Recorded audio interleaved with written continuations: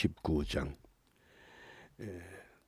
소돔과 고모라 성에 대한 유황불 심판 가운데서 아브라함의 조카 롯과 그의 가족들이 그 성에서 이끌림을 받는, 또 성에서 나온 롯과 그 두 딸들을 통해서 모압과 암몬 족속이 형성되는 것을 우리가 읽습니다.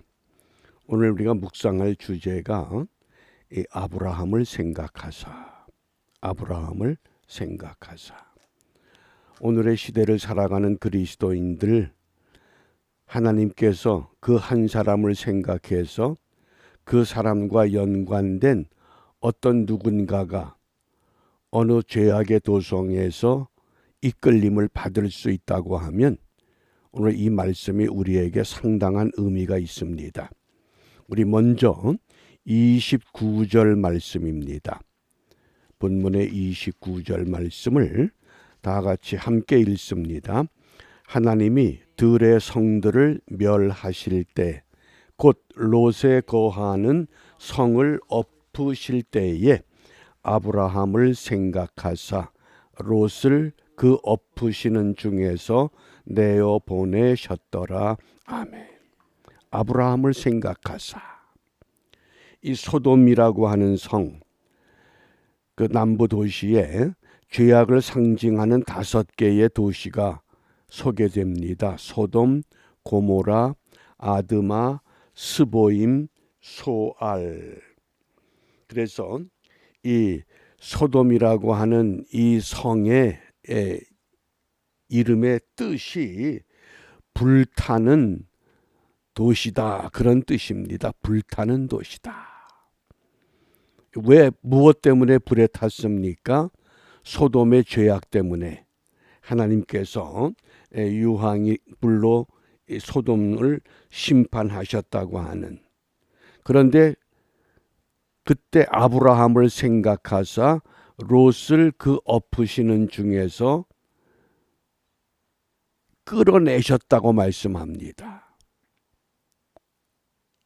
이 롯이라고 하는 그 이름의 뜻이 가리웠다, 가리웠다. 우리가 눈앞에 뭔가 가리워져 있으면 내 앞에 아무리 좋은 것이 있을지라도 그것을 볼 수 없습니다. 롯의 그 신앙생활, 영적인 상태가 그 이름을 통해서 우리가 분명히 생각할 수 있습니다. 그렇다고 하면 과연 이 당시 롯이 거하던 소돔과 고모라 성의 죄악이 무엇인가? 어떤 죄악이 있었는가? 그 죄악을 우리가 엿볼 수 있는 말씀이 5절입니다. 5절. 롯을 부르고 그에게 이르되 이 저녁에 내게 온 사람이 어디 있느냐? 이끌어내라. 우리가 그들을 상관하리라. 그 상관하리라, 그 단어에 표시를 하시길 바랍니다. 그리고 그 상관하리라는 이 단어가 히브리 성경에서 야다라는 단어를 사용합니다. 야다. 이 야다의 대표적인 그 사례가 창세기 4장 1절입니다. 동침한다, 그런 뜻입니다. 동침한다. 뭐 또 흔히 일반적으로는 깨닫는다, 또 알고 있다, 지각한다, 그런 단어도 야다를 사용하지만은 오늘 성경에서 특별히 오늘 창세기 19장에서 그들을 상관하리라, 끌어내라, 이게 동침하겠다, 그런 뜻입니다. 왜 우리가 이 동침한다고 하는 것을 생각하느냐? 그 이유가 6절과 7절에서 드러납니다. 롯이 문 밖에 무리에게로 나가서 뒤로 문을 닫고 이르되 청하노니 내 형제들아 이런 악을 행치 말라. 뭔가 악한 일이라는 겁니다. 이것이 당시 소돔성의 그 죄악의 도시에 두드러진 죄악의 현상이라고 하는 것을 분명히 우리에게 알려주고 있습니다. 이런 악을 행치 말라. 이 사람들은 우리 집에 찾아온 특별하고 귀한 손님이다. 어떻게 손님에게 이럴 수 있겠느냐? 그런데 그 손님이 누구였습니까? 천사들이었습니다. 천사들이 사람의 모습으로 이 땅에 나타났을 때에 소돔에 살고 있던 모든 사람들이 그 눈에 보기에 너무나 아름답게 보였다는 겁니다. 그러니까 그 롯의 집을 찾아와서 너희 집에 들어온 두 사람을 끌어내라. 우리가 그들과 상관하겠다. 야다. 동침하겠다. 그러니까 롯은 그럴 수 없다. 이런 악을 행하면 안 된다. 그러면서 어떤 제안을 합니까? 8절입니다. 내게 남자를 가까이 아니한 두 딸이 있노라. 청컨대 내가 그들을 너희에게로 이끌어내리니 너희 눈에 좋은 대로 그들에게 행하고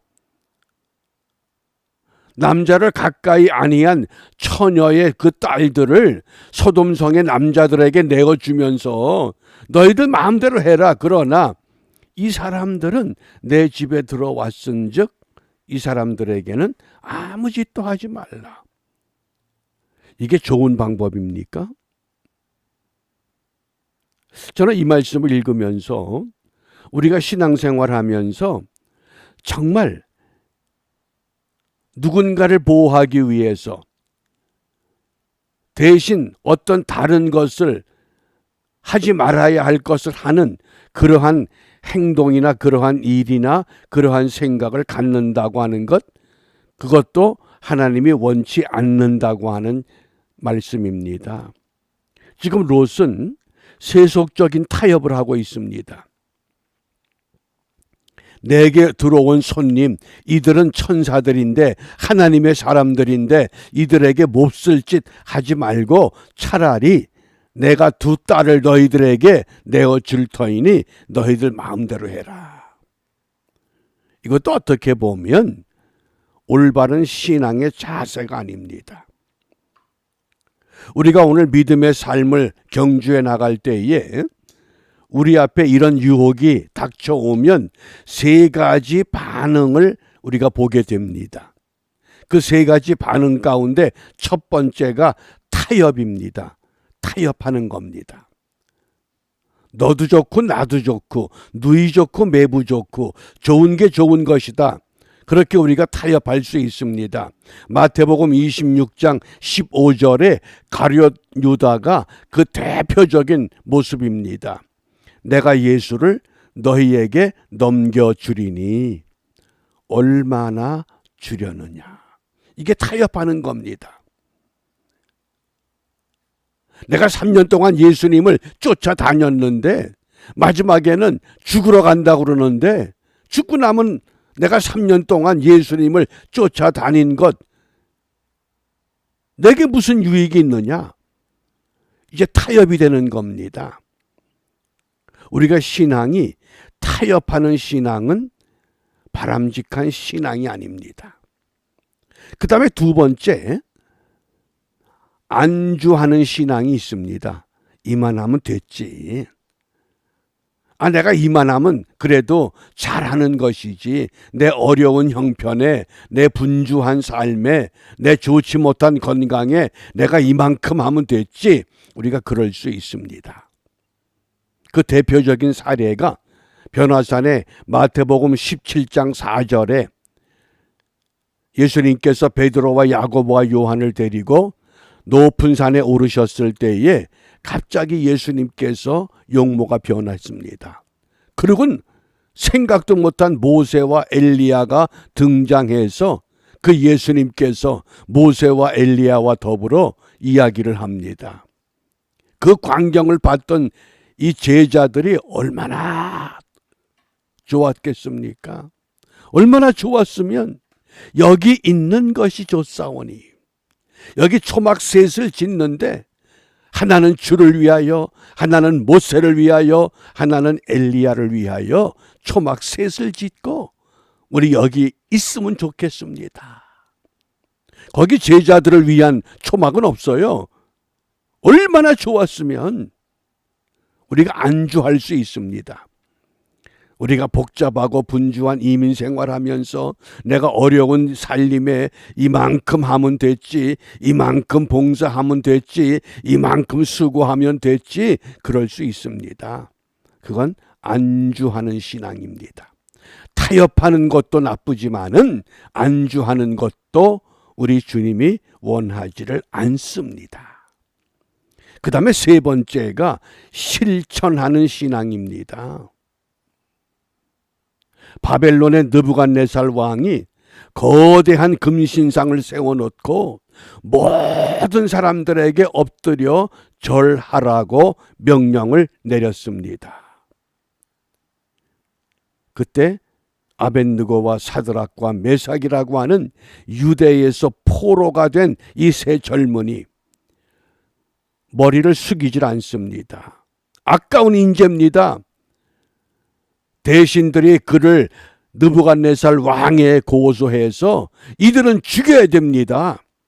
얼마나 그 느부갓네살 왕이 이 젊은이들의 그 인재를 얼마나 아꼈으면 마지막 한 번 더 기회를 주겠다. 다시 기회를 줄 터인데 모든 악기가 울려 퍼질 때에 내가 세운 이 신상에게 절을 하겠느냐. 그러니까 어떤 고백을 합니까? 내가 믿는 여호와 하나님이 우리를 그 뜨거운 풀무불에서 건져내실 겁니다. 그런데 그렇게 하지 아니하실지라도 우리를 하나님이 구원해 주지 않는다 할지라도 우리는 왕이 세운 그 금신상에게 절할 수 없습니다. 그리 아니하실지라도 우리가 좀 이런 신앙을 회복해야만 합니다. 어떻습니까?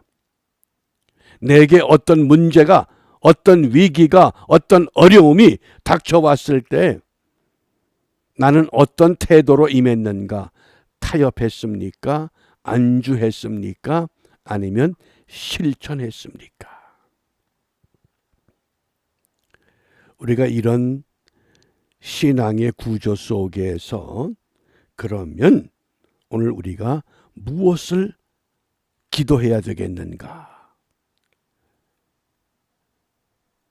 디모데전서 2장 4절에 하나님은 모든 사람이 구원을 받으며 진리를 아는 데에 이르기를 원하시느니라. 소돔성이 유황불의 심판을 받을 그 중대한 위기가 있을 때 하나님은 아브라함을 생각하사 롯을 그 성에서 이끌어내셨습니다. 어떤 삶을 원하십니까? 중보 기도자로 살아가라고 말씀합니다. 하나님의 심판이 노아 홍수 때는 지구 전체에 임했습니다. 오늘 소돔과 고모라는 어느 도시에 임했습니다. 어느 민족에게도 임합니다. 마지막 심판은 우리가 우주적인 심판이 될 겁니다. 그렇기 때문에 내가 타협할 것이냐 아니면 신앙의 지조를 지킬 것이냐. 우리 앞에는 타협이냐 신앙의 절개, 지조를 지킬 것이냐 두 가지밖에 없습니다. 이것도 저것도 아닌 것은 없습니다.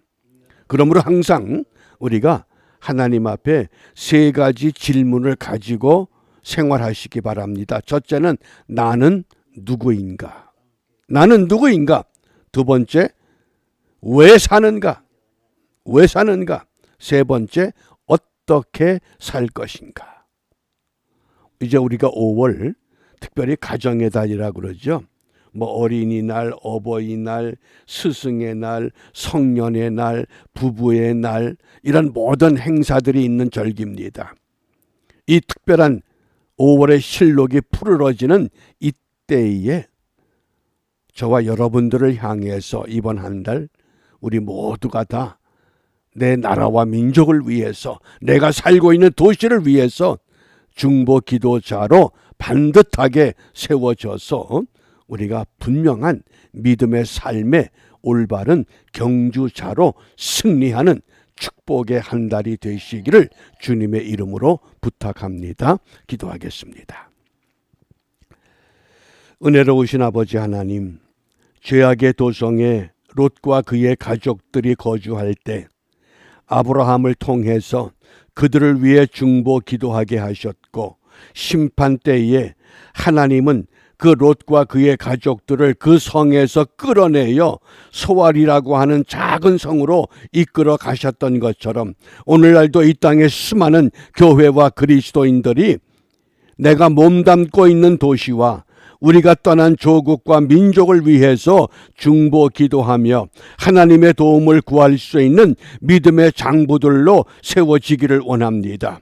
5월의 가정의 달, 특별한 절기들이 많은 이때에 우리 모두 함께 다시 한번 믿음의 사람으로 결단하여 하나님 앞에 무릎 꿇고 나라와 민족을 위해서, 또 우리의 일가 친척을 위해서, 우리와 교제하는 하나님의 사람들을 위해서 함께 기도할 때 하나님의 거룩한 구원의 역사가 아브라함을 생각해서 롯을 구원했던 것처럼 오늘날도 동일한 은혜가 이 땅에서 열매가 되는 기쁨을 누리며 살아가는 우리 모두가 될 수 있도록 축복하시고 인도하여 주시옵소서.